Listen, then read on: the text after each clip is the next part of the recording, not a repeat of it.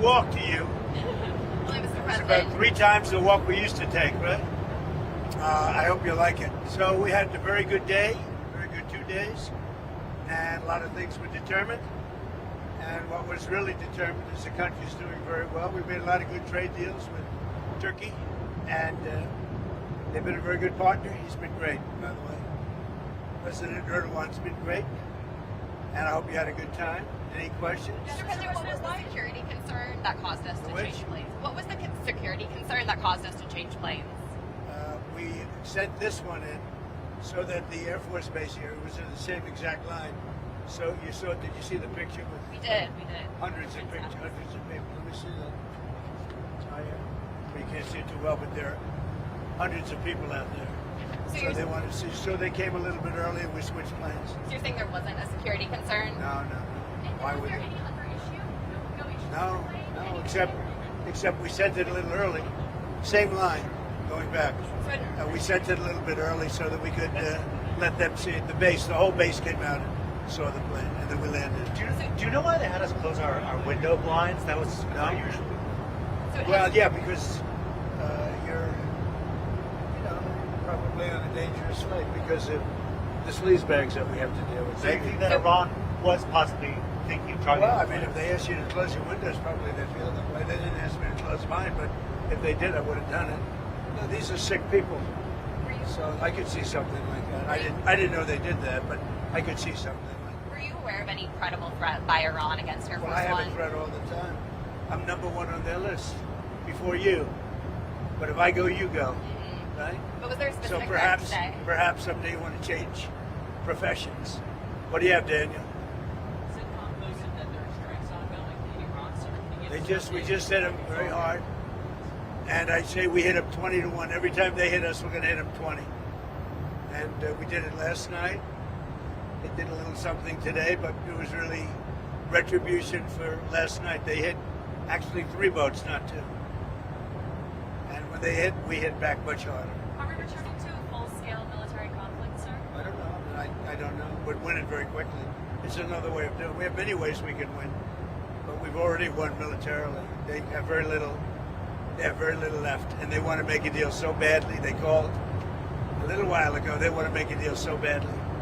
I just don't know if they're worthy of making a deal. I don't know that they're going to honor the deal. That's the problem. If they want to make a deal, why do you think they attacked commercial vessels? Because they're sort of crazy, to be honest with you. They're sort of crazy. They're a little bit out of control, but they want to make a deal. Badly. So as Have you spoken to Senator Mitch McConnell since his hospital? No, I haven't. How's he doing? I have no idea. Idea I have no idea how he's doing. At the beginning of before the NATO summit, you spoke. Who are you with? Reuters. You had not the best. You had issues with. You said you had issues with leaders of Spain, UK. Yeah. Various Spain, other I will countries. say I did have issues with Also Spain, Germany. and I still do. But Spain, they came back all the way today. Spain was very generous today.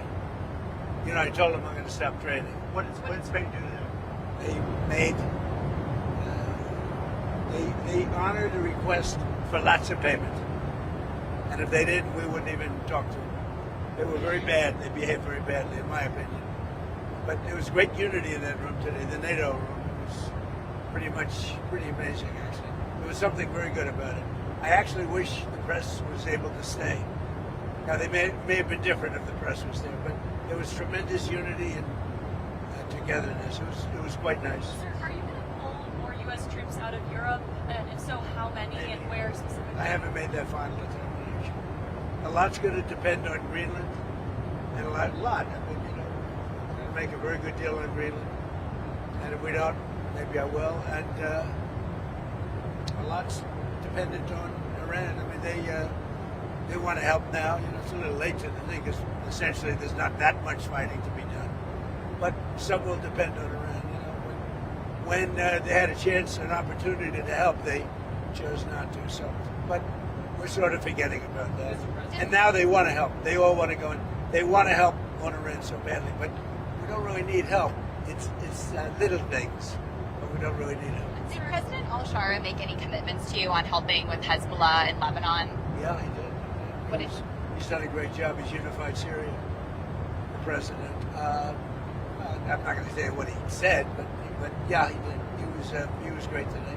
He was great, and President Zelensky was great too. We had a lot of good meetings today. Sir, you suggested that the only reason you came to this summit was because it was held in Turkey. Was this your last NATO summit?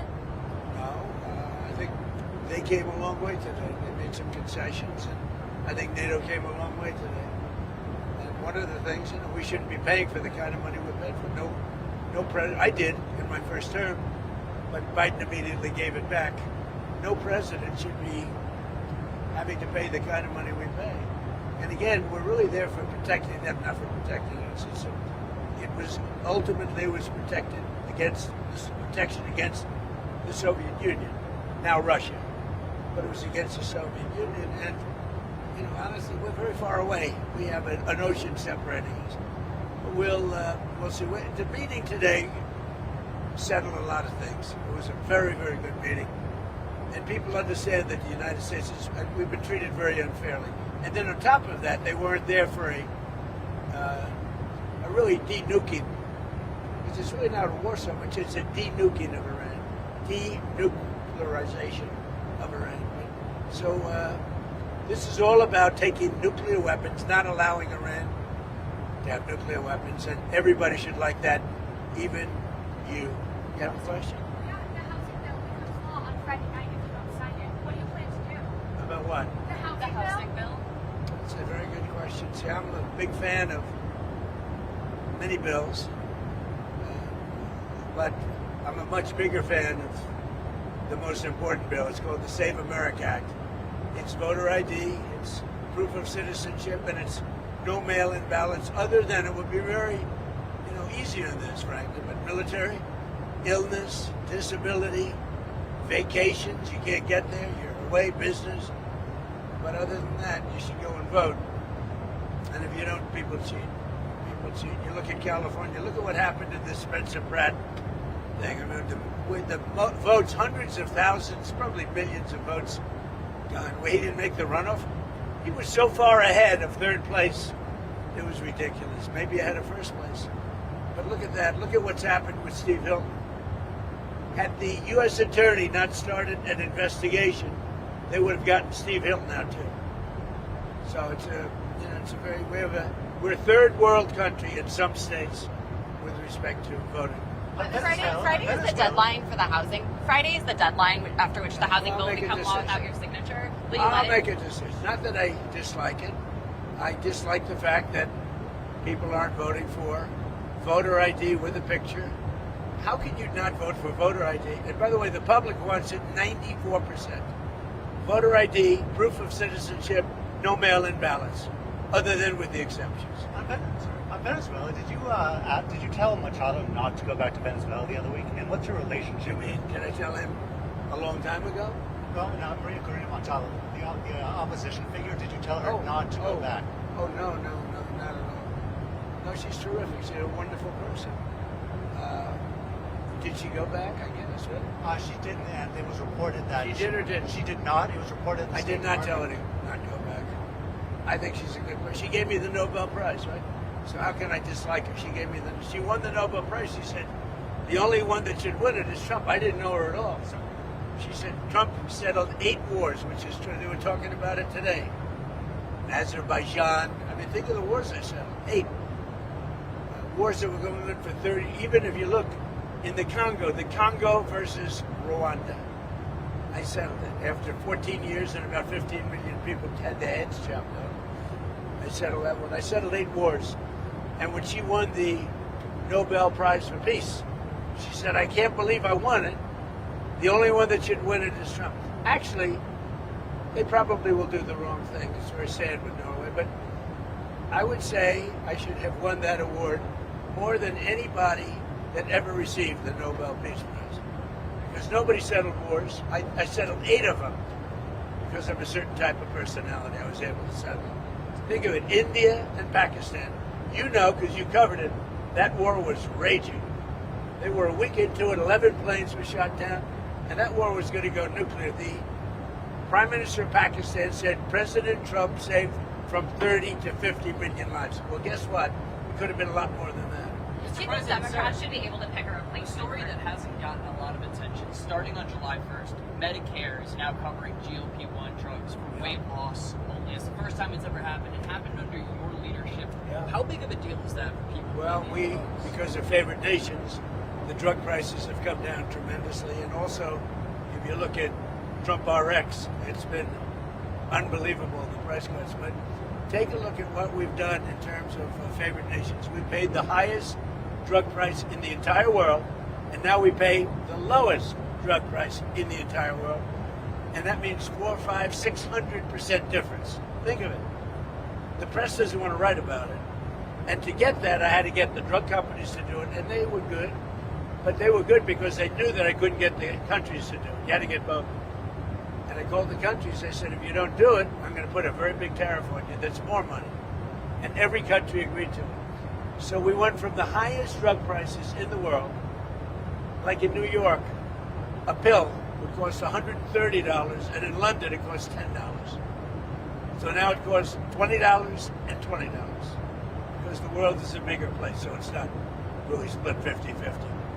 So we got it down, and it's a great question, because that should have a huge impact on healthcare, because prescription drugs is a big price, but prescription drugs have come down 400 to 500 to 600% under Trump.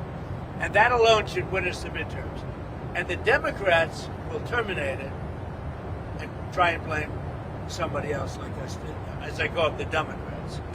Do you Democrat. You know what a Democrat? Speaking of Democrats, do you think that the Democrats should be able to pick a replacement for Graham Plattner? He's had all these new allegations that have come out. Now Democrats are talking about picking a replacement for him. Should they be able to do that? They're picking what? A replacement for Graham Plattner if he steps out of the race. So he won the primary. And now there's these new allegations. It's very hard for them to do. And it's really a question of whether or not you believe the woman. A lot of people say big falsehoods. It's he's in a bind. He's in a bind. But should they be able to do it? Well, I guess he's going to lose. I would imagine he's going to lose.